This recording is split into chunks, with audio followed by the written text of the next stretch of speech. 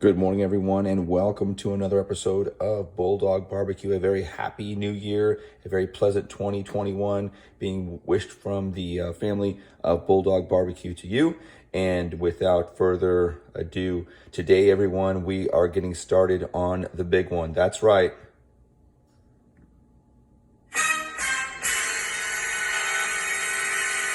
Brisket. Don't you love that cheesy music? I worked hard to cue that up. And today, everyone, people have different opinions about brisket. We are going to use a rub all the way from the hill country of Texas. And that is a Texas-style smoked brisket. This is from Adams. And this is especially for brisket, according to my friends that live in Texas, the Schmitz. So I'm eager to try this out. Looking forward to it. And I will tell you about my progress every step of the way. So before we get started, everyone, just want to point out that I have patted down the brisket and I have some serious trimming to do, as you can see. And so I'm going to go ahead and get started on that. This is just the brisket that looks untrimmed, and I will go ahead and show it to you after I square it up and trim it off. Okay, I wanted to give you a quick shot of the brisket before I put the rub on. I've trimmed it as best as I can, first time with the brisket. Also, you can kind of see a pretty good amount of fat that's come off, but not meat, just fat. So that's going to go ahead and still allow enough for the fat to render, keep it moist, but we all don't need excess fat. So you might notice a little sheen on the brisket itself. And so what I did, rather than use a binder, is I just did a quick spray, a quick use of cooking spray to just help the binder, or help to use as a binder for the rub that I'll be using today. So we'll see. All right, quick look at the brisket. I've added the rub to it. Looks great, and looking forward to it. I missed a spot. I'm going to go ahead and add some right there. I'm going to go ahead and look to get this started. Going to be cooking between 225 and 250 today. Okay, getting ready to start. Just want to show you that I have a mixture of hickory and cherry, and I have some medium to large pieces, and what I've done is I've tried to balance them by placing them on opposite ends of the ash basket inside the firebox. And so hopefully this will provide plenty of good smoke for a very long cook.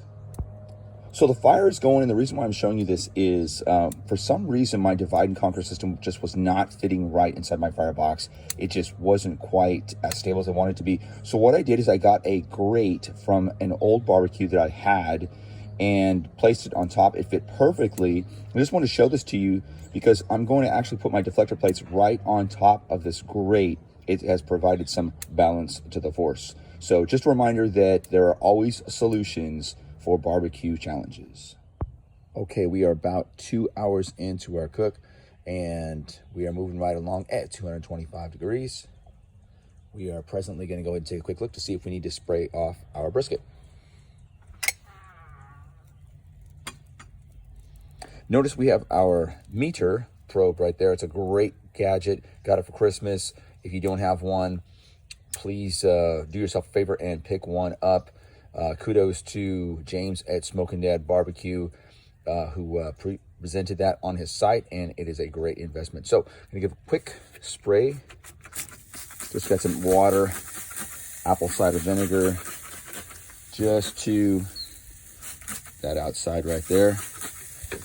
And we'll come back and check it in about an hour and a half.